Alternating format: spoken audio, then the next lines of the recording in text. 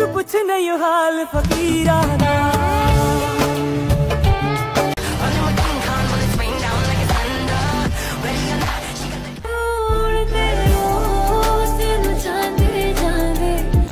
Hello guys, কেমন আছেন সবাই? আশা করি সবাই ভালো আছেন। তো guys finally I am back with another brand new video. তো অনেকে হয়তো ভাবতেছেন আমি ফেস ক্যাম ভিডিও বাদ দিয়ে কেন আবার গেম প্লে ভিডিও দিলাম। আসলে তার কারণ হচ্ছে আমি আসলে ক্লিন শেভ করেছি, যার কারণে আমাকে খুবই বাচ্চা বাচ্চা এবং খুবই বাজে দেখা যাচ্ছে।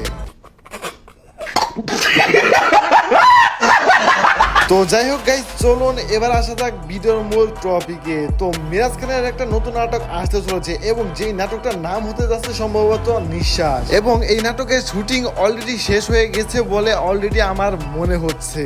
সো মিরাজ খানের এই নতুন নাটকের জন্য কে কে এক্সাইটেড অবশ্যই ভিডিওটিতে লাইক দিয়ে কমেন্ট করে জানিয়ে দিবে। শুধু তাই নয়, মিরাজ খানের আরো একটা নতুন নাটকের অলরেডি শুটিং চলতেছে।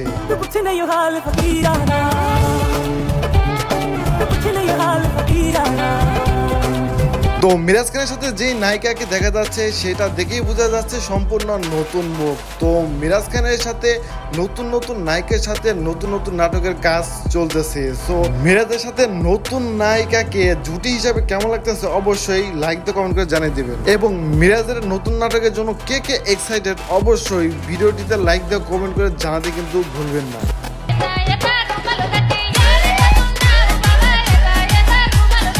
তো গাইস, বর্তমান সময়ে সোশ্যাল মিডিয়ায় এই গানটা খুব বেশি পরিমাণে ভাইরাল হয়েছে এবং এই গানটা কিন্তু আসলে অনেক জোশ।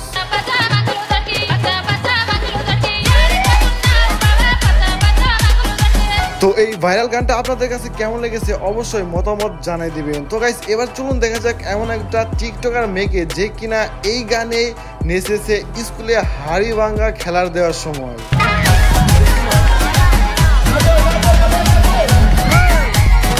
তো গানে যত নাচানাচি যাই করুক, সবশেষে কিন্তু তার হাড়িটা ভাঙতে পারেনি। তো গাইস, আপনারা হয়তো অনেকেই চিন্তা ভাবনা করেছেন যে বিয়ে করবেন, কিন্তু একটা জিনিস আপনাদেরকে সাবধান করে দেই, যদি আপনি যাকে বিয়ে করবেন সেখানে যদি তারা যমজ বোন থাকে তাহলে সেখান থেকেই পিছিয়ে আসুন। কারণ আপনি যদি যমজ বোনের মধ্যে একজনকে বিয়ে করে থাকেন তাহলে যদি শালি যদি আপনার বাড়িতে বেড়াতে আসে তাহলে আপনার সাথেও এমন হতে পারে।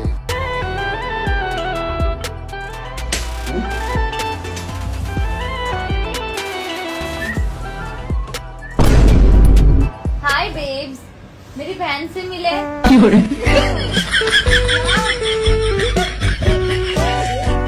মানে বউ ভাইবা শালিকে পাছায় থাপ্পড় মারলো এবং কিস করলো, এইটা কোনো কথা?